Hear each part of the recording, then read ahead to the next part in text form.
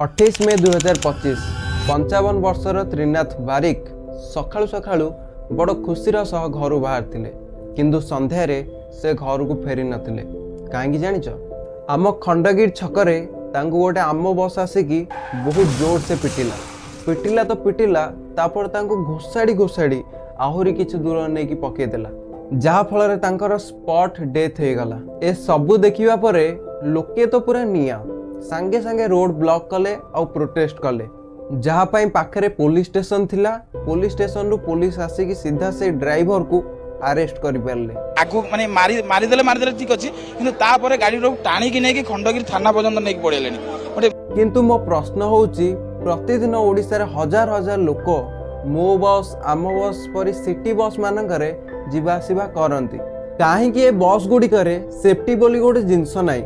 आउ कौन बस चलाउथिबा ड्राइवर मानकू प्रॉपर ट्रेनिंग दिया जाउनी कि जदि दिया जाई थांता मो हिसाब रे एमिति तो केबे ही न थांता। देखिबे सेम घटना पुणी काली आउ का हबो जेतबेले जाय आमे चुप रहिबा सेतबेले जाय एमिति घटना मानकर साइकिल चलीथिबो। जदि आपण चाहुचंती जेन्युइनली किछि करिबा तले वीडियो को अधिक रु अधिक लोक शेयर करंतु। आ हां वीडियो गोटे लाइक भी करंतु, चैनल को सब्सक्राइब करंतु।